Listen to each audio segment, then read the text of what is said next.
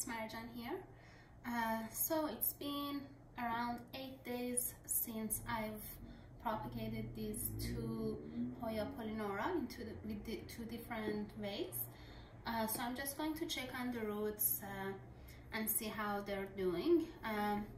Unfortunately, one of the leaves of this cutting did fell, but I did notice that it's rooting, so I just left it in the leca. Okay, I'll put it for now over here. I'm going to start by, maybe I'll put it here. I'll start by maybe gently bringing this one out first. See how the roots are doing. So it seems that the one that we didn't cut in or scar in along the way is rooting nicely. I'll put it over here for now.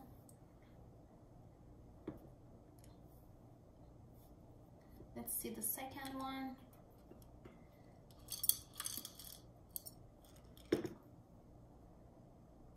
This is the one that we did make cuts along the way. I did make cuts along the way and put in rooting water, rooting powder, and it seems that it's rooting very nicely all along the way, all along the cuts. I would say it's rooting, which shows that our experiment was successful. This way, I would say, just a comparison between the two. The one that we did cut has much more roots along the way, along the stem. But it seems also the other way, the other one is also kind of like starting to root along the stem. But it's doing it, I would say, slowly.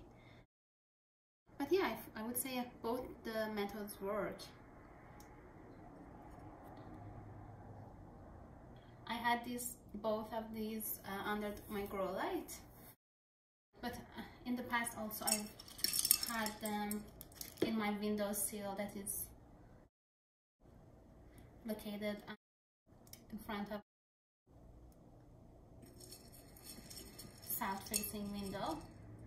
Okay, I'm just going to put these ones back,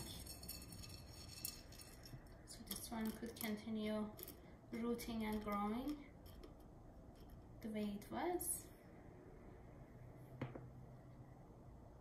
I usually don't disturb the roots just to check on them.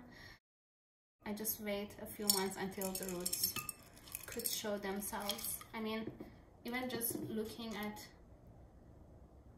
maybe moving a little bit of your leca balls, you could see some of the roots, I would say, if it's rooting or rotting, and if you need to like do any further action to prevent rotting or maybe help the rooting process. Okay, I'm going to